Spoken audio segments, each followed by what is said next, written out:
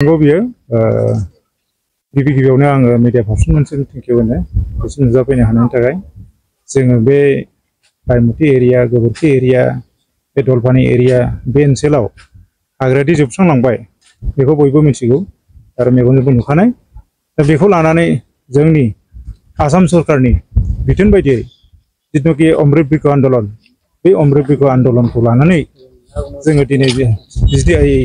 चिरां district forest डिभिजनाव जोङो मोनसे target दङ 5 लाखनिबो बारा दंफां फुलि गायनानै जोङो मिथिंगाखौ सोमखोर खालामफिननो थाखाय जोङो जुजिदों आसाम सरकारनि बिथोन बायदियै बेखायनो जोंबो दिनै जेनाखि आद्रा थानाय नांबावगौ 5 लाखनिबो बारा फुलि गायनानै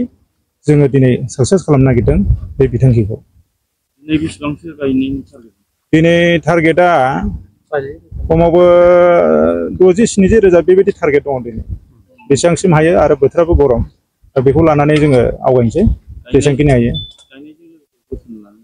गायनायजों लोगोसे जोथोन लानाया बियो गोजौ थाखोनिफ्राय जागोन जोंनि दायथ' लायो फेन्सिं होनायानो होन बा हयथ' नेट थारकाटा होनायफ्रानो होन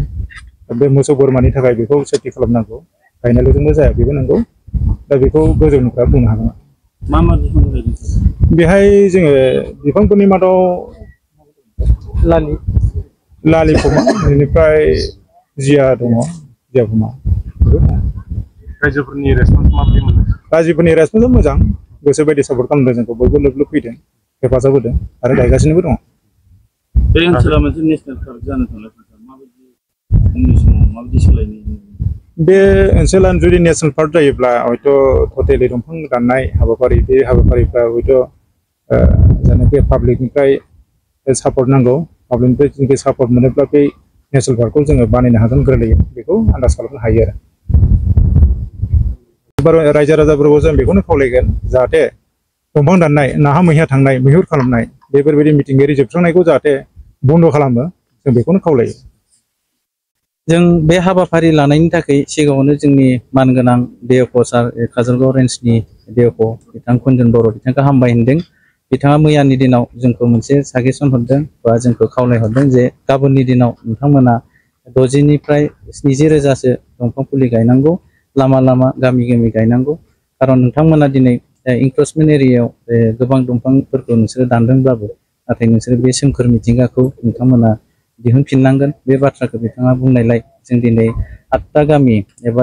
आंनि आन्दाराव थानाय आं सासे ग्राम सभा सेक्रेटारि हिसाबै आं रायजो राजा एबा गावबुराफोर लानानै सावरायदों आरो बेबायदिनो हिन्जावफोर हौवाफोर जों जयै लोगो नांनानै दिनैनि बे गरम दिनावब्लाबो जों ओंखारदों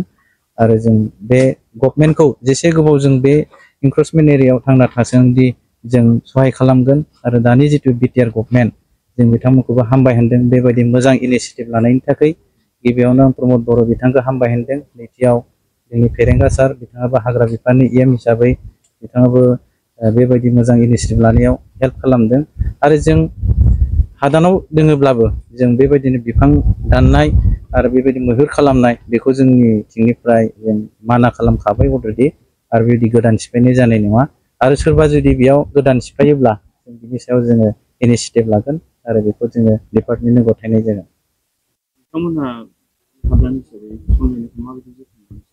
जों बेखौहाय दिनैनि दिनाव जोङो मोनसे मेल जागोन बेयाव जोंहा बे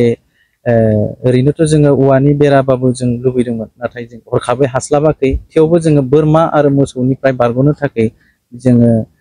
जोङो बेबस्था लानाय जागोन बेखौ दिनैनिफ्राय लानानै जों बेखौ जोथोन लागोन आरो हागौमानि जुदि गभर्नमेन्टआ जोंखौ हेल्प होयोब्ला एबा डिपार्टमेन्टआ हेल्प होयोब्ला जों बेखौ फेन्सिंनि बेबस्था जों ओरैनो जों मावना होगोन जोंनो खायसे थाखा नाङा खारन जोंखौ सरकारा एसेग्राब अनदोंब्ला जोंबो अननायनि माबाखौ जोंबो बुजिनांगोन नेसनेल पार्क बेखौ फोसावनायनि उनाव जोंहा थारैनो जों गोजोननाय मोनदों मानो होनब्ला बे मोनसे मोजां मोनसे बेबायदि हाग्रा ओनसोला थांनानै थागोन आरो बे बिफां लाइफाङा उदन्त जाहा बासायनानै थागोन आरो बेयाव मोजां मोजां जिब जुनार जों लाबोगोन होननानै जों खोनानो मोनदों जेरै जोङो नुफेर मोनै जिराफफोर बायदि नुयोब्ला सिंहफोर बायदि मोसाफोर बायदि नुयोब्ला जोंनि मानसिफ्रा गोजोननाय मोनगोन आरो नेसनेल पार्क जानाय लोगो लोगो जोंनि ओनसोलफ्रा जौगाखांगोन आं बेखौ नुनो मोनदों मानो होनबा गुबुन गुबुन जायगानिफ्राय बेयाव बेरायफैगोन जोंनियाव नायफैगोन आरो बेबायदि सोमखोर मिथिंगाखौ नुनानै गोबां मानसिफोरा बिदिनो गोजोननाय मोनगोन आरो मोजां अक्सिजेन जों बे जायगायाव जों दिहुननो जों हास्थायदों।